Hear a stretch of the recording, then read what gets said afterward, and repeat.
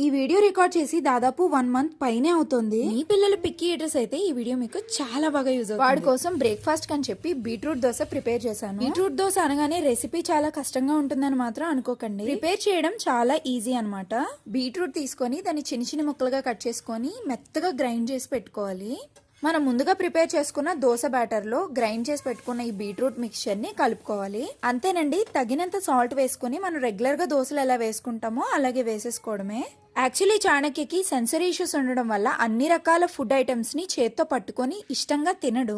And దాంతో పాటు చాణక్య చాలా అంటే చాలా పిక్కీ ఈటర్ అనమాట. ఫుడ్ ఏదైనా సరే వాడికి నచ్చితేనే తింటాడు, లేదంటే చాలా ఇబ్బంది పెడతాడు. మీ పిల్లలతో కూడా ఇలాంటి ప్రాబ్లమ్స్ ఫేస్ చేస్తూ ఉంటే నేను ఇప్పుడు చెప్పబోయే టిప్ ఫాలో అయితే మీ పిల్లలు వాళ్ళంతట వాళ్ళే తినడానికి కాస్త ఇంట్రెస్ట్ చూపిస్తారు. పెద్ద కష్టమైన పని అయితే ఏమీ కాదు, కాస్త టైం స్పెండ్ చేయాలంతే. మనం వాళ్ళకి ఇచ్చే ఏ ఫుడ్ ఐటమ్ అయినా సరే టెక్స్చర్ పరంగా గానీ కలర్ పరంగా అయినా కాస్త ఇంట్రెస్టింగ్ గా ఉండాలి. ఉదాహరణకి ఇదే దోశ నేను ప్లెయిన్ గా వేసిస్తే చాణక్య అస్సలు తినడు అనమాట. ఇలా బీట్రూట్, క్యారెట్, పాలకూర లాంటి రకరకాల వెజిటబుల్స్ ని యూస్ చేసి నేను ఇలాగా కలర్ఫుల్ దోశల్ని ప్రిపేర్ చేస్తాను. చాలా మంది ఫ్రూట్స్ తినట్లేదు వాళ్ళంతట వాళ్ళు అంటూ ఉంటారు. ఫ్రూట్స్ కట్ చేసి ఇచ్చేటప్పుడు కూడా రకరకాల షేప్స్ లో, టెక్స్చర్స్ లో కట్ చేసి ఇవ్వండి. అది కూడా చాలా చాలా హెల్ప్ అవుతుంది. నార్మల్ గా ఉండే దానికంటే కొత్తగా ఉండేవి పట్టుకోవడానికి, తినడానికి చాలా ఇష్టం చూపిస్తారు కదా పిల్లలు.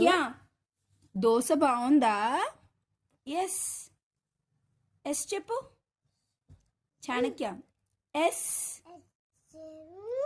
ఇంకొక విషయం ఏంటంటే పిల్లలకు మనం ఫుడ్ ఇచ్చిన తర్వాత వాళ్ళు తినేటప్పుడు మెస్సీగా తింటున్నారు, కింద మీద వేసేస్తున్నారు అని మాత్రం అనుకోకండి. Let them feel the colour, texture, explore చేయనివ్వాలి మనం. మదర్స్ ఎవరైనా వీడియో చూస్తుంటే మీ ఎక్స్పీరియన్స్ అండ్ ఒపీనియన్ కూడా కామెంట్ చేయండి. సబ్స్క్రైబ్ చేయడం మర్చిపోకండి.